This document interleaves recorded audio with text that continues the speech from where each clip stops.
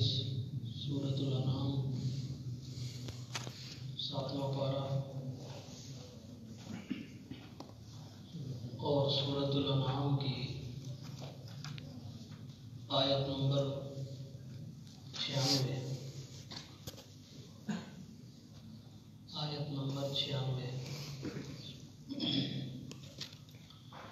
اعوذ باللہ من الشیطان الرجیم بسم اللہ الرحمن الرحیم فالق الاصباح وجعل الليل سكنا والشمس والقمر حسبانا ذلك تقدير العزيز العليم صدق اللہ العظیم۔ فالق الاصباح وہ اللہ ہے جو نکالنے والا ہے صبح کی روشنی کو، وجعل اللیل سکنا اور اس نے رات کو بنایا ہے سکون دہ، والشمس والقمر حسبانا اور سورج اور چاند کو حساب کے لیے آسان بنایا، ذالک تقدیر العزیز العلیم یہ اندازہ ہے اس غالب رب کا جو ہر چیز کو جاننے والا ہے۔ پچھلی آیت جو گزشتہ سبق میں گزری، ان اللہ فالق الحب والنوا، یقیناً وہ اللہ ہی ہے فالق الحب والنوا جو دانے کو پھاڑتا ہے اور گٹھلی کو پھاڑ کر اس کے اندر سے انگوریاں نکالتا ہے، بالیاں نکالتا ہے، کونپلیں نکالتا ہے اور اس سے پھر تناور درخت بنتے ہیں۔ فالق الحب والنوا یخرج الحی من المیت، اس کی شان یہ ہے کہ وہ زندہ کو نکالتا ہے مردہ سے، اور میں نے عرض کیا تھا زندہ کو نکالتا ہے مردہ سے، مردہ آزر تھا اور اس میں سے زندہ ابراہیم جیسا مباحث پیدا ہوا۔ وَمُخْرِجُ الْمَيِّتِ مِنَ الْحَيِّ اور وہ نکالتا ہے مردہ کنعان کو زندہ روح سے، روح اللہ کا پیغمبر، زندہ دل۔ حدیث پاک کا حوالہ دیا تھا، پیارے پیغمبر صلی اللہ علیہ وآلہ وسلم کا ارشاد مبارک ہے، رسول کائنات نے فرمایا مَثَلُ الَّذِي يَذْكُرُ رَبَّهُ وَالَّذِي لَا يَذْكُرُ مَثَلُ الْحَيِّ وَالْمَيِّتِ، ایک وہ خوش نصیب انسان ہے جو اللہ کا ذکر کرتا رہتا ہے، دوسرا وہ ہے جو کبھی اللہ کا ذکر نہیں کرتا۔ تو ان دونوں کی مثال ایسے ہے جیسے ان میں سے ایک زندہ ہے اور دوسرا مردہ ہے، یعنی اللہ کا ذکر کرنے والا جو ہے وہ زندہ، اور جو اللہ کے ذکر کو بھلانے والا ہے وہ مردہ ہے۔ تو اسی لیے فرمایا یخرج الحی من المیت، نکالتا ہے وہ زندہ ابراہیم کو مردہ آزر سے، ومخرج المیت من الحی اور نکالنے والا ہے مردہ کنعان کو روح سے۔ ذالکم اللہ فانا تؤفکون، یہی ہے تمہارا پروردگار اللہ، فانا تؤفکون سو تم کہاں الٹے پھیرے جا رہے ہو۔ فالق الاصباح وہ اللہ ہی ہے جو نکالنے والا ہے صبح کی روشنی کو، وجعل اللیل سکنا اور اس نے رات کو بنایا ہے آرام کے لیے، والشمس والقمر حسبانا اور وہ اللہ ہے جس نے سورج اور چاند کو حساب لگانے کے لیے آسان کر دیا ہے۔ سورج اور چاند کے ذریعے حساب لگایا جاتا ہے، سورج کے ذریعے وقت کا تعین ہوتا ہے۔ جب تک یہ ٹائم پیس نہیں بنے تھے، گھڑیاں نہیں بنی تھی، اس وقت تک لوگ ظہر کی نماز کا اندازہ زوال سے لگاتے، زوال کے بعد ظہر کا وقت شروع ہو جاتا ہے، اور پھر ظہر کے وقت کا اختتام کب ہوگا اس کا اندازہ بھی سورج کی جو ہے وہ دھوپ سے لگایا جاتا کہ ایک رکھی جاتی لکڑی اگر اس کا سایہ 2 مثل ہو جائے تو پھر سمجھ لیتے تھے کہ اب جو ہے ظہر کا وقت ختم ہو گیا ہے۔ تو اسی کے ذریعے اندازہ لگایا جاتا ہے، حساب لگانے کے لیے بڑی بہترین اللہ تعالیٰ نے یہ چیز بنائی ہے سورج۔ اسی طرح چاند جو ہے اس کے بھی بے شمار فائدے ہیں، بالکل باریک ہوتا ہے بال کی طرح، پتہ چلتا ہے اسلامی مہینے کا یہ ابتدائی ایام ہے، اور پھر وہ موٹا ہوتا جاتا ہے، پھلتا پھولتا جاتا ہے۔ 14ویں رات کا چاند جو ہے وہ بالکل بدر منیر ہو جاتا ہے، بدر کامل بن جاتا ہے، بالکل وہ سامنے سے نظر آتا ہے ہر آدمی کو، اور اس کی روشنی بھی ہوتی ہے رات کے وقت، اور پھر جب وہ مکمل ہو جاتا ہے پھر وہ ڈھلوان کی طرف چلتا ہے، اور اس کے ایک نہ ایک دن کر کے اس کے وہ موٹائی میں کمی ہوتی رہتی ہے، اور پھر بالآخر قرآن کہتا ہے حتی عاد کالعرجون القدیم، اس طرح ہو جاتا ہے جس طرح پرانی ٹہنی ہوتی ہے، بالکل نحیف سا۔ سورہ یاسین دیکھیے، سورہ یاسین 23واں پارہ،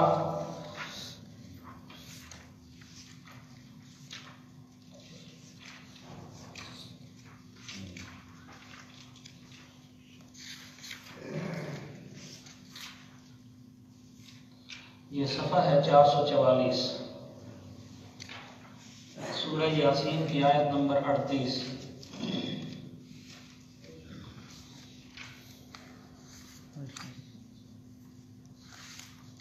صفحہ 444 کی بالکل ابتدا ہے، والشمس تجری لمستقر لها ذلك تقدیر العزیز العلیم، والشمس تجری لمستقر،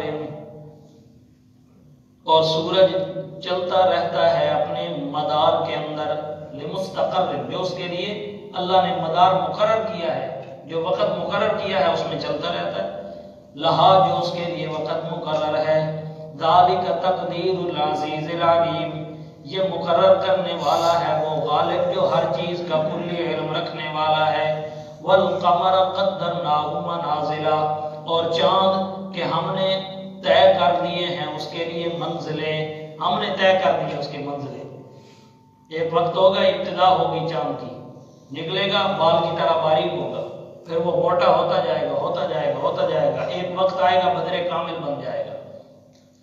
والقمر قدرناہ منازلا، اور چاند کے ہم نے مقرر کی ہیں اس کے لیے منزلیں، حتی عاد کالعرجون القدیم، یہاں تک کہ وہ لوٹ آتا ہے جس طرح کے پرانی ٹہنی ہوتی ہے، بالکل نحیف سی کمزور سی مڑ جاتی ہے جی، تو اس کی طرح ہو جاتا ہے چاند، ایک وقت آتا ہے بڑھ جاتا ہے، پھر ایک وقت آتا ہے گھٹ جاتا ہے، گھٹنا شروع ہو جاتا ہے اپنے وقت کو پہنچ کر۔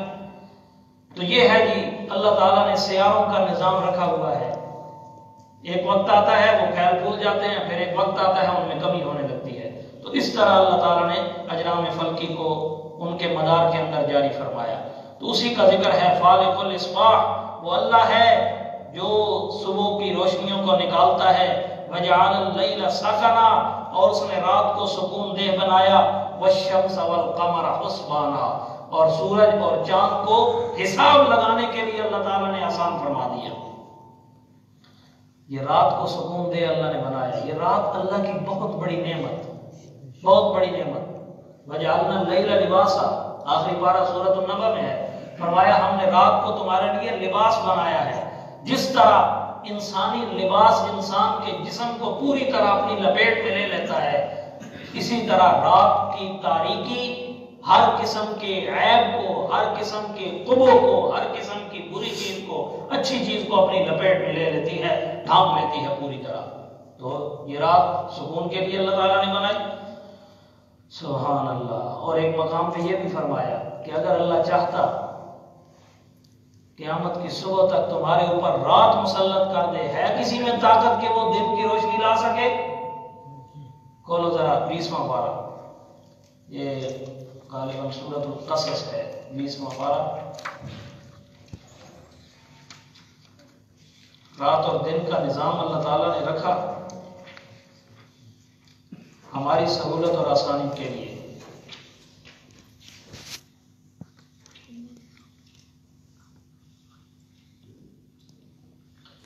یہ صفحہ 395 دیکھیے،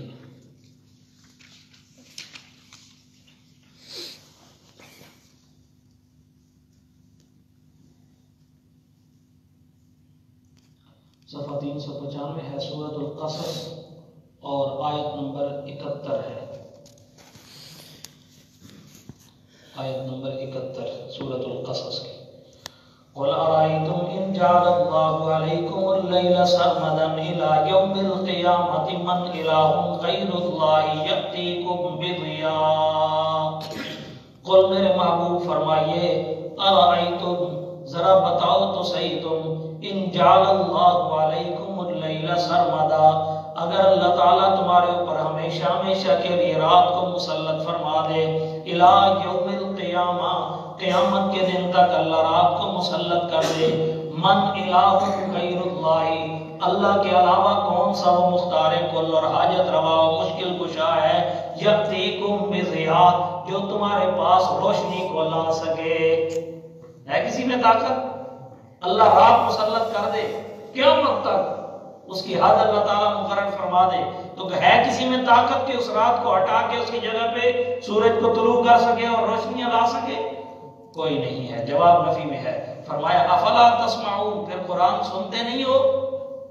سننے کے بعد اس کو سمجھنے کی کوشش کر۔ آگے قل ارائیتم ان جعل اللہ علیکم النہار سرمدا، دوسرا چیلنج، میرے پیغمبر ان سے فرمائیے بتاؤ تو صحیح، ان جعل اللہ علیکم النہار سرمدا، اگر اللہ تعالیٰ تمہارے اوپر ہمیشہ ہمیشہ کے لیے دن کو مسلط کر دے، ہمیشہ دن رات آئے ہی نہ، جعل اللہ علیکم النہار سرمدا، دن اللہ تعالیٰ ہمیشہ ہمیشہ کے لیے مقرر کر دے، الى یوم القیامہ، قیامت کے دن تک، من الہ غیر اللہ یأتیکم بلیل، اللہ کے علاوہ ہے کوئی معبود جو اندھیری رات کو لا سکے، اس دن کو دور کر کے، اس کی روشنائیوں کو منتقل کر کے، ختم کر کے، منہدم کر کے، کاٹ کے، ہے کوئی جو تاریکیاں لا سکے؟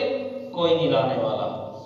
من الہ غیر اللہ یأتیکم بلیل تسکنون فیہ، کون ہے وہ معبود اللہ کے علاوہ جو لے کے آئے تمہارے پاس رات، تسکنون فیہ، کہ جس رات میں تم سکون پکڑ سکو، افلا تبصرون، قدرت کی نشانیوں کو دیکھ کے بصیرت حاصل کیوں نہیں کرتے ہو؟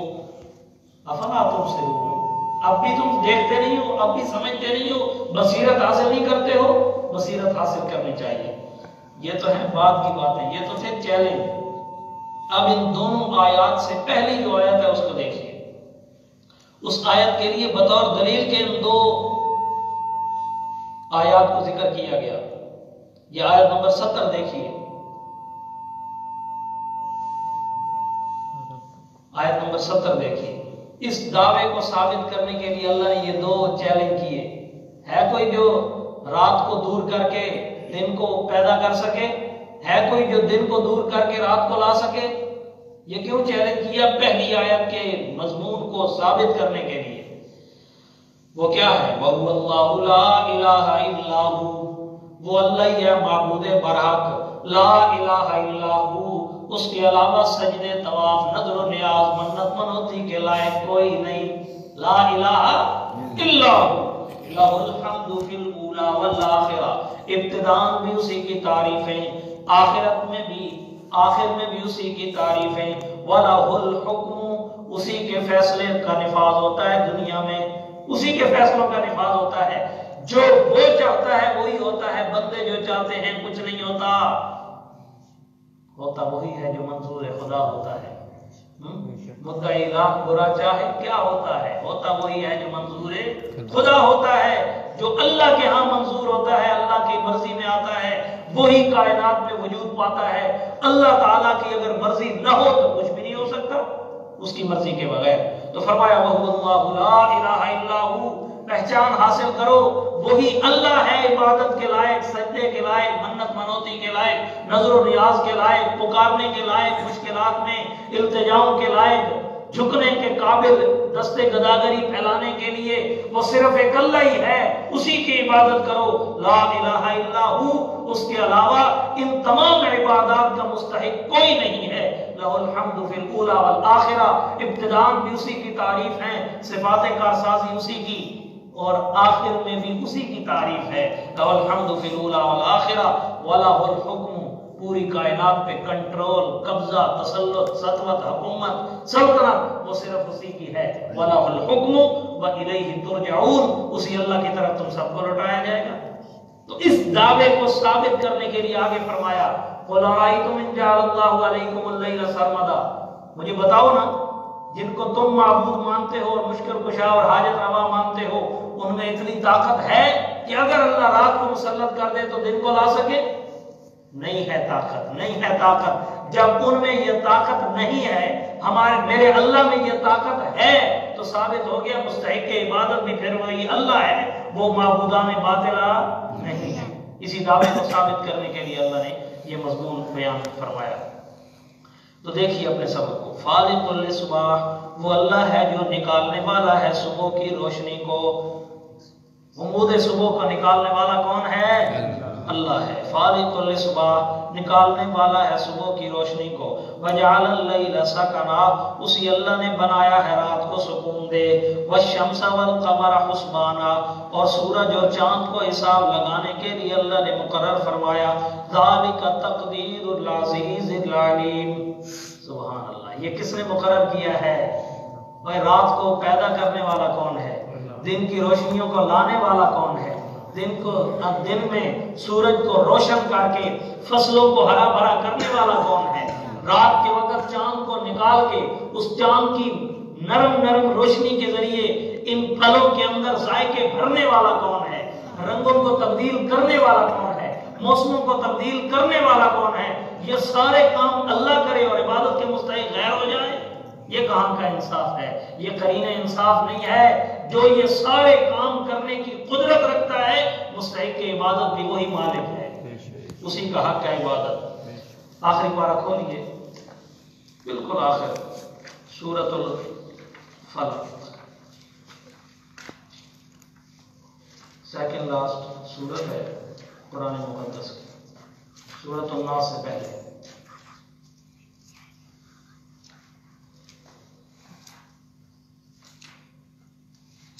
سبحان اللہ، ان کو معوذتین کہتے ہیں، دو صورتوں کو، یہ معوذتین ہیں۔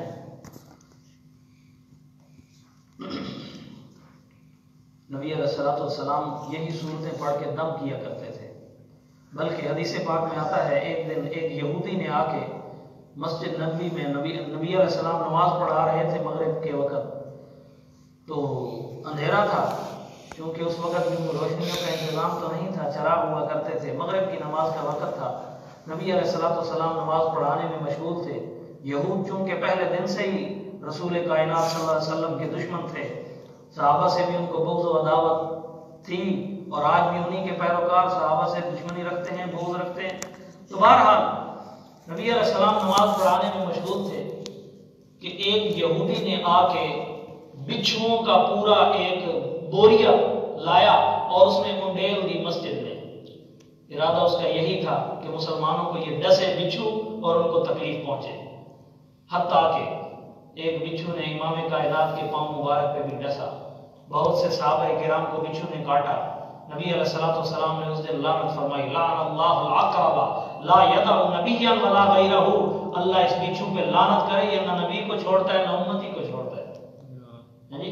تو نبی علیہ السلام کو تکلیف پہنچی، اس وقت حدیث پاک میں ذکر آیا، نبی علیہ السلام نے فرمایا، حدیث پاک میں ہے کہ یہ معوذتین پڑھ کے نمک لایا گیا، اس نمک کے اوپر دم کر کے لگایا گیا، جس صحابی کو اس نے ڈسا تھا بچھو نے، تو اس جگہ پہ لگایا جس جگہ پہ بچھو نے ڈسا تھا، اللہ تعالیٰ نے سب کو شفا عطا فرمائی۔ تو یہ معوذتین ہے، یہ دم حدیث پاک میں ہے، پانی پہ دم کر کے بھی کیا جا سکتا ہے، اسی طرح نمک وغیرہ ہو تو اس کو بھی استعمال کیا جا سکتا ہے۔ تو دیکھیے ابتدا کہاں سے ہو رہی ہے، قل اعوذ برب الفلق، میرے پیغمبر فرمائیے اعوذ برب الفلق، میں پناہ میں آتا ہوں اس رب کی پناہ میں کہ جو صبح کو پھاڑ کے نکالنے والا ہے۔ رات کی دبیز چادر جو ہے، سیاہ چادر، اپنے لپیٹ میں لی ہوتی ہے پوری کائنات کو، ہاتھ پہ ہاتھ سجائی نہیں دیتا، انسان کو انسان نظر نہیں آتا، بالکل انسان کی آنکھیں بند ہو جاتی ہیں اندھیرے میں جا کے، کوئی چیز نظر نہیں آتی۔ کون ہے جو ان اندھیروں کو ہٹا کے روشن صبح پیدا کرتا ہے؟ وہ اللہ ہے۔ تو فرمایا میرے پیغمبر فرمائیے اعوذ برب الفلق، صبح کو پھاڑ کے جو نکالنے والا پالن ہار ہے، میں اسی کی پناہ میں آتا ہوں۔